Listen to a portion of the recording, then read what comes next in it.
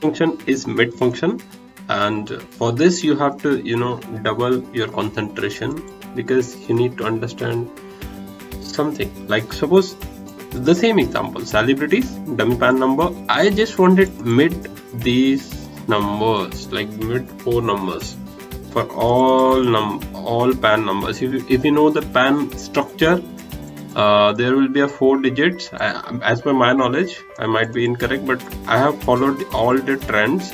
So what I just need these 4 numbers from this. So all I will do, I will write mid formula and you can read it out, but I'll explain you. First you need to select your text from which you wanted to extract. Now start number. So I have written here start number is 1 2 3 4 5 6. From 6 digit I need 4 characters. Let's see. For this it is coming, and whether it is coming for all.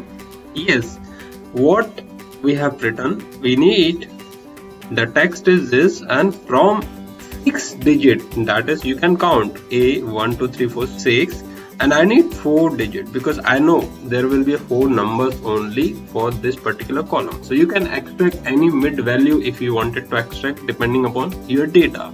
Comment guys.